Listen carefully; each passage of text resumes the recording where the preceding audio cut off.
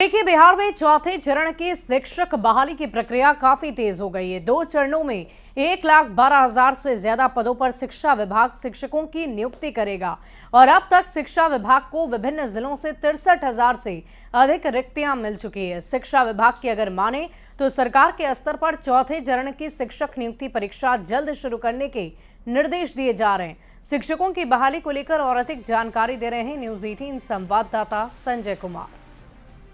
बिहार में चौथे चरण की शिक्षक बहाली की प्रक्रिया काफ़ी तेज गति से चल रही है और शिक्षा विभाग शिक्षक बहाली की इस प्रक्रिया को लेकर एक्शन मोड में दिख रहा है। अब तक जो जानकारी सामने आई है, शिक्षा विभाग ने विभिन्न जिलों से प्रारंभिक, माध्यमिक और उच्च माध्यमिक विद्यालयों में शिक्षकों के पदों की रिक्तियां जो है वो मांगी है और अब तक शिक्षा विभाग के पास 63,000 से ज़्यादा रिक्तियाँ मिल चुकी हैं। हर जिले में विषयवार रिक्तियाँ ली जा रही है। दर्जन भर जिलों में रोस्टर क्लियरेंस की वजह से शिक्षकों की रिक्तियां अधर में अभी लटकी हुई है।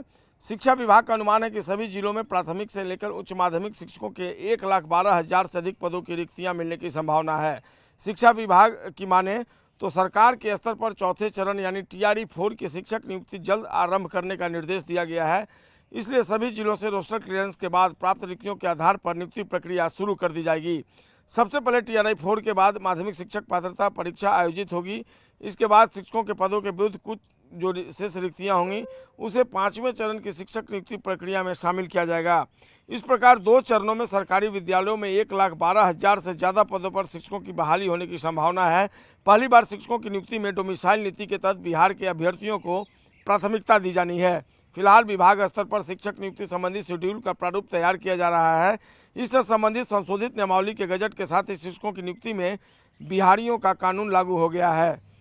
बिहार राज्य विद्यालय अध्यापक जो नियुक्ति, स्थानांतरण, अनुशासनिक कार्रवाई एवं सेवा शर्त नियमावली 2023 है, उसमें संशोधन के माध्यम से यह प्रावधान किया गया है कि विद्यालय अध्यापक के पद पर नियुक्ति हेतु कुल रिक्त पदों का 40% बिहार राज्य के अंदर अवस्थित शैक्षणिक संस्थानों में मैट्रिक अथवा इंटरमीडिएट उत्तीर्ण अभ्यर्थियों द्वारा भरा जाएगा। इसके बाद 40% रिक्तियों के विरुद्ध तदनुसार योग्य अभ्यर्थी उपलब्ध अगर नहीं होने पर उनकी जो शेष 60% रिक्तियाँ होंगी उनके लिए अर्हता प्राप्त कोटि के योग्य उम्मीदवारों से खाली सीटों को भरा जाएगा।